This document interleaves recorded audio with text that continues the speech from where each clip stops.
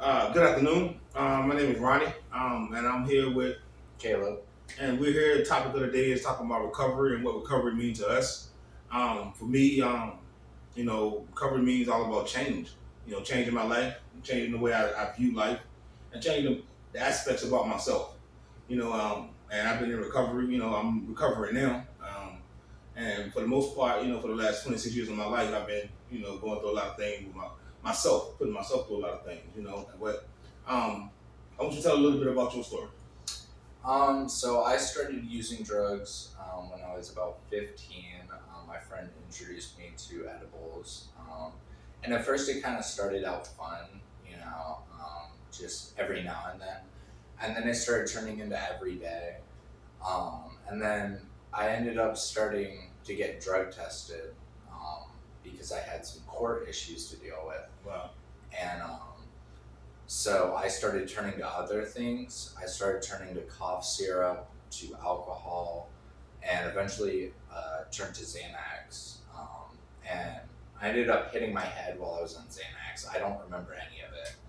Um, but I ended up going to the hospital and they put me in the psych ward, and I ended up going to Arts One after that.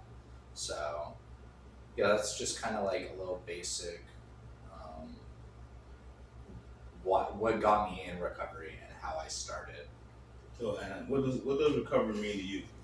I think you summed it up well. I think change is a good word for recovery, um, because you have to make changes in your lifestyle, like every aspect of it. You different people, different types of music that can be triggering for you. Yes, a lot. Yeah. Um, And just to literary, I met Caleb, who was over in Arts One, and I greeted him when he first came in. And you can tell he didn't really want to be there. Like none of us really do. But in that same sense, it's just like going to a new school. You want to be welcomed in. And I just go to his room every single morning to get you up for breakfast, to get you up for lunch, to get you go to class and stuff like that or whatever.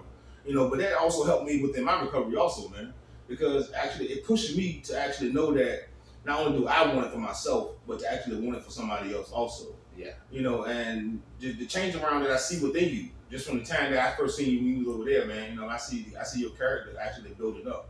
Yeah. And just like I was inquiring about, your living situation. I know you have parents in your life. Elaborate on that a little bit. Elaborate how your parents respond to you now. So my parents have always, frowned upon my drug use, and they were the ones that actually made me go to recovery because at that point they were like, "This has been going on for 2 years now. At this point, you either go to recovery or you can't come home. Pick one." And I was like, "Well, I'm gonna go to recovery, obviously, because I want to be with my family." Um, so they have seen a lot of growth in me. I'm a lot more open now, and I'm a lot more of myself. I don't have drugs to numb me anymore.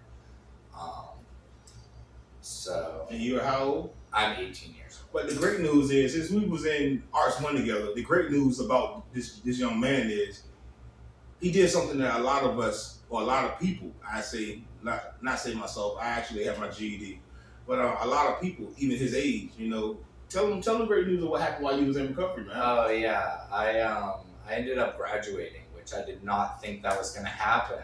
Um, I slacked off in school. Honestly, I went into the bathrooms and smoked weed every day.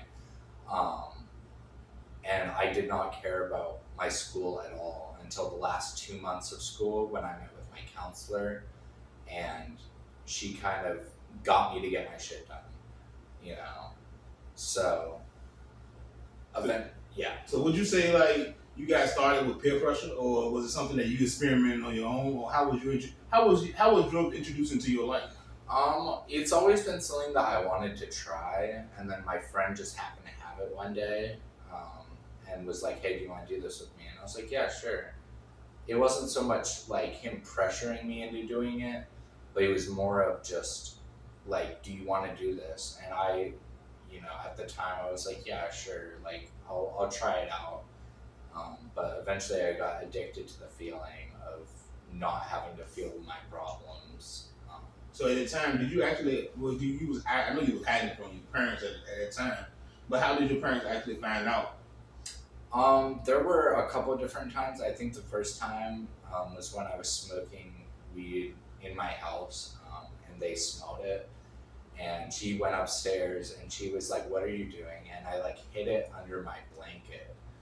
Um, and she like found it and she's like, "I'm not mad at you," because it was the first time. And she was like, "I understand that you're like experimenting with it. I'm not like mad. Just cut it out."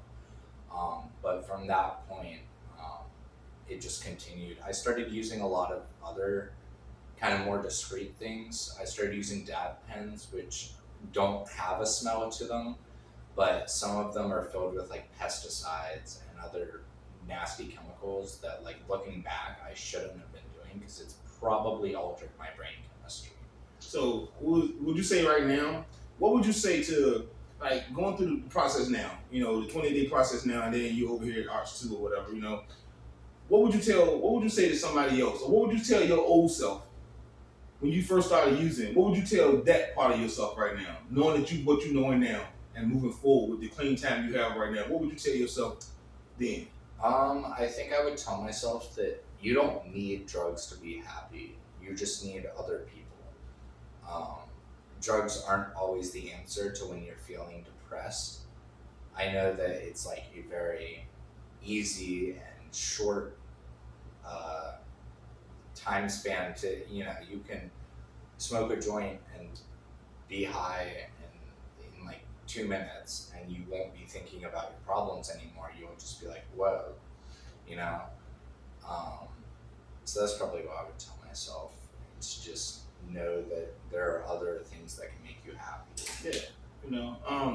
And just like when you made the statement when I was at my graduation, you know, but I never been to tell, I never told you, but man, I actually look up to you, man, because because you know, you're a young kid and you still have a lot of life ahead of you, but yet still you made a big decision to come and get your life together to start now.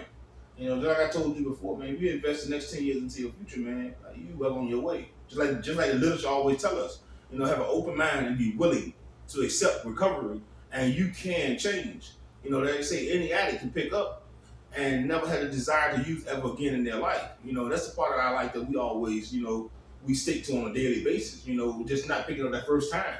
Not doing the first one, we're good. Because one is too many and 1,000 is not enough. You know, so that's the model that we live by.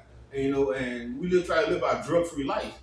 And it's not just the fact of what we've been through in our life, but it's what it took us through. You know, and it's a feeling disease. It goes off of our feelings. You know, so I tell anybody, you know, just because I was in a state of mind or we was in a state of mind, it doesn't mean that we didn't care. Yeah. You know, we just had our priorities all wrong. You know, we tried to numb the pain of things that we was going through in our life. And in actuality, it surfaced even 10 times more. You know, but in that same sense, and looking now into your future going forward. I'm not saying we're trying to project or what's going to take place tomorrow or whatever, because we always live just for today. Just for today. You know, but looking further along, do you see yourself being more prosperous moving forward now? And how is your spirituality now? Oh, for sure. My spirituality, first off, has gone through the roof. I've always been a Christian my entire life, but I wasn't acting on it. I was just like, yeah, I believe in God, and I went to church, but I never really prayed. I didn't really read the Bible, any of that stuff. I was just like, yeah, I'm a Christian, but I just believe in it. But now I've kind of tuned in more. I have this great recovery Bible that I got at this group the other day, which is one of these right here. Yep, it's great. Yes. It has the entire Bible and then it has footnotes. Yeah, and the 12 steps in it also. Yeah, and the NA literature and the AA literature in that. You know, and it was amazing yesterday, man. We was in class yesterday. We was in a meeting yesterday. Yeah. You know, the men's fellowship meeting, and you know, just the way you spoke about yourself, the way you spoke about where do you see yourself and how do you see yourself now. You know, that's a very positive thing. You know, and all I would try to do around you anyway, try to be positive. Yeah. Yeah. You know, I didn't try to go overboard. I didn't try to make it seem like I was better than anybody else because, bro, we in the same thing together. Yeah, exactly. But at that same time, I always wanted you to understand. So you have options. We have options. You know, and it takes somebody to look at somebody and say, you know, that person can do it. I can do it. You know, that's the same way it's been given to me. I always say God first, recovery, and then myself. Those are the three principles that we live on a daily basis. Yep. You know, so it's all about recovery. At the end of the day, it's our opinion, how we feel about ourselves. You know, like they say, this is a feeling disease. You know, and I'm happy that you was able to share with me. You know, open up. Yeah. To, you know, because our story means something to somebody else. Not only to somebody else, but it means a lot to us. Yeah. Because if we don't know exactly what got us to that point, we're bound to do it again. Yeah. You know, we have to become disgusted with the way we were living our life. You know what I mean? And it's like you have to find healthy habits and healthy relationships. You know what I mean? I know it may seem like a tough road, but we was happy at one point in time. Yeah. When we started using an active state of addiction, we became unhappy people. We put on masks. Yeah. You know, and in the same sense, we lost our identity. So we became so many different people that we didn't even know who we were at times. And now that we have stripped ourselves of all those masks, now we're able to understand who we are and grow. Yeah. And you being a young man, you have a lot of life ahead of you. As do myself also. I'm not saying that, but you know, but in that same sense, you know, looking forward now, you can better assist your future, opposed to being in the dumps, being drugged through the mud. Yeah. You know, and I feel confident that you got it, man. I mean, because I'm witnessing it. You know, I witnessed it. You know, so I'm real proud of you, man. I really am. I'm proud of you for that. You know what I mean? I really am. And anything else you want to say? I just What would you tell it? What do you have to say to young guys out there right now? Guys of your age and a little bit younger or a little bit older that you think is experiencing the things that we're going through or have went through? One thing that is very like personal for me is to just be yourself. You don't have to mask who you are for other people. I struggle with that a lot because I'm a lot different from a lot of the other people in recovery because of my age and the way that I act. I'm not like them, but that's okay because I'm myself, and people will love me for myself as long as I am my authentic self. Yes. And that's a very important thing to realize. And then, as I said earlier, that you don't need drugs to be happy. There are many things in life that can make you happy aside from drugs. Yes. So. And we can always establish healthy relationships with our families. That's the most important part. Yes. You know, we won't be outcasted. You know, looked down upon or whatever. You know, but in that same sense, you know, we just ask that you share into somebody's life that's going through some things that we've been through and still are going through. You know, it's never over. The fight always continues. The Medical American Association said that what we're dealing with is a disease, and it's a known disease. It's worldwide. So we're not the only ones going through this. You know, and I hope you don't feel like you're the only one going through it. Yeah, I've realized since I got in recovery, I used to think because none of my friends were addicts the way that I am. None of them, you know, when they couldn't get weed, they turned to other things. They would just deal with it, you know, but I couldn't. And I used to think that I was kind of alone in that. Obviously, I knew that other people were addicts, but I didn't realize that they were just like me until I got in recovery, and I realized that I'm not alone. So. Because here I am too. Yep. You know, and I try to live by example.